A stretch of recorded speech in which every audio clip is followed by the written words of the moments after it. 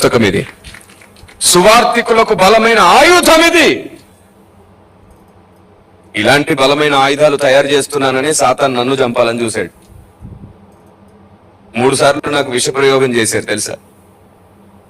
వాడెవడో ప్రేమించి నాకు థమ్సప్ లో కూడా పెట్టించాడు.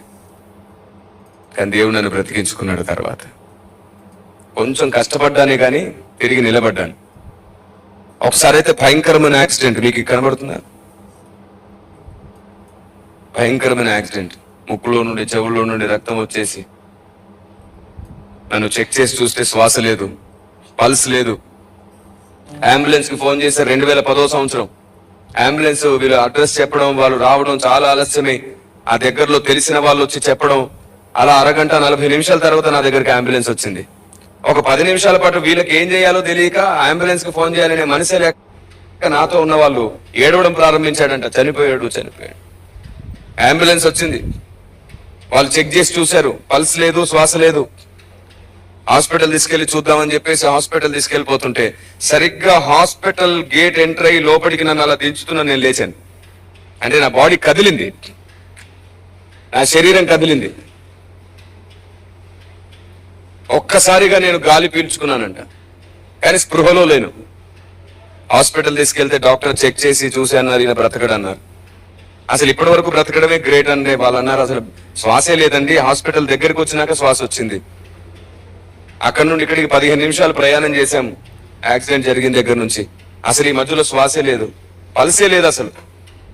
వాళ్ళు అన్నారు మెడికల్లో మెరికల్ కావచ్చు అన్నారు. లోపలి తీసుకెళ్లారు, కుట్లు వేశారు. ఇవన్నీ 1 రోజు అయింది, 2 రోజులైంది, 3 రోజులైంది. డాక్టర్స్ గ్యారంటీ ఇవ్వట్లేదు, ఈయన బ్రతికే అవకాశం లేదంటున్నారు. నేను కళ్ళు తెరిశాను, మాట్లాడలేకపోతున్నాను. ఎందుకంటే నేను బైక్ నుంచి పడ్డమే నా ఫేస్ మీద పడ్డానంట. మొత్తం నా బరువు అంతా, ఈ తల మొత్తం వెనక్కి, చాలా ఇబ్బంది అయిపోయింది. మాటలు రావట్లేదు బయటికి. మెల్లిగా గుసగుసలాడడానికి కూడా ట్రై చేసినా నొప్పి వచ్చేస్తుంది.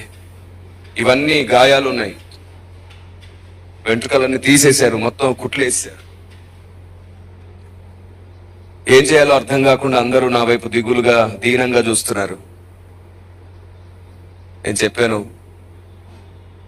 మెల్లిగా కష్టంగా మాట్లాడుతూ, ఇక్కడ ఏం చేస్తున్నాను, మీటింగ్ టైం అవుతుంది కదా అని. ఎందుకంటే యాక్సిడెంట్ జరిగిన తర్వాత రోజు నాకు మీటింగ్ ఉంది. వాస్తవానికి 5వ తారీఖు యాక్సిడెంట్ అయింది, 6వ తారీఖు మీటింగ్ ఉంది. నేను కళ్ళు తెరిచిన వెంటనే నేను మీటింగ్కి డేట్ ఇచ్చాను, అక్కడికి వెళ్ళాలి కదా, మాట ఇచ్చి తప్పకూడదని చెప్పి అడుగుతుంటే వాళ్ళు అన్నారు, నీకు యాక్సిడెంట్ అయింది నాన్న, నువ్వు లేవలేవు, జరగలేవు. వాళ్ళకి ఇన్ఫర్మేషన్ ఇచ్చాము. 4 రోజులు అయిపోయింది, 5 రోజులు అయిపోయింది, వారం గడిచిపోయింది. డాక్టర్స్ అంటున్నారు ఈయన మెల్లిమెల్లిగా బాగుపడుతున్నాడు, ఏమిటో మాకు అర్థం కావట్లేదు. చెక్ చేశారు, అన్ని రిపోర్ట్స్ వచ్చాయి. కొన్ని సర్జరీస్ చేయాలన్నారు. నేను డాక్టర్కి చెప్పాను, డిశ్చార్జ్ చేసి ఇంటికి పంపించేసేయండి, ఆ దేవుడు నన్ను బాగు చేస్తానని మాట ఇచ్చాడు నాకు అన్నాను. డాక్టర్స్ నేనా నువ్వా అని తిట్టాడు ఆయన. బతిమాలి బతిమాలి బతిమాలి బతిమాలి బతిమాలి బతిమాలి తెలిసిన వాళ్ళందరితో చెప్పించి, ఎవరొస్తే వాళ్ళతో చెప్పించి ఆయనకు విసుగు తెప్పించేసి ఇంటికి వెళ్ళిపోయాను నేను. 12 రోజులకేమో నన్ను ఇంటికి పంపించారు, వారం 12 మధ్యలోనే పంపిస్తే ఇంటికి వచ్చేసాను. నడవలేక మెల్లిగా నడుస్తున్నాను. ఈ కళ్ళు ఇవన్నీ కూడా వాసిపోయి ఉన్నాయి, కుట్లు ఇంకా తగ్గలేదు, చాలా కష్టంగా ఉంది. నాకు ఇంకా డ్రెస్సింగ్ చేస్తున్నారు. అవన్నీ కళ్ళు రెప్పలాడిస్తే కూడా నొప్పి వచ్చేస్తుంది.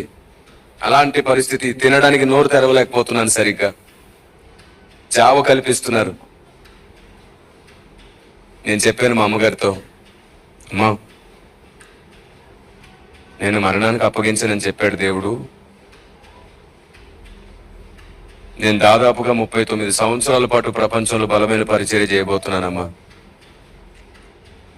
దేవుడు నన్ను వాడుకోబోతున్నాడు అని చెప్పాను. ఆవిడ కన్నీళ్లు గారుస్తూ సంతోషపడింది. నేను నమ్ముతున్నాను నాన్న నీ మాట.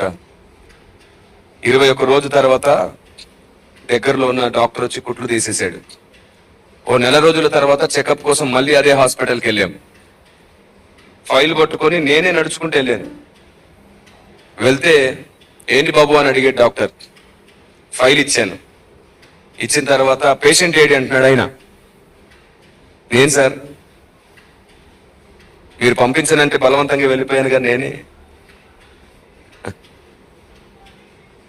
ఆయన నమ్మలేదు. నువ్వు పేషెంట్గా చూడండి సార్, ఈ గాయాలన్నీ చూడండి, నేనే.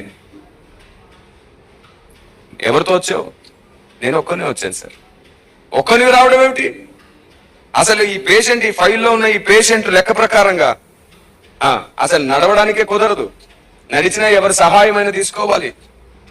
అన్ని దెబ్బలు ఉన్నాయి. ఎవరి సహాయం లేకుండా ఎలా వచ్చావు? బస్సులో వచ్చాను సార్.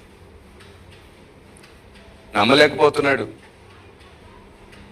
మళ్ళీ నన్ను లోపలికి తీసుకెళ్లి చెక్ చేశారు.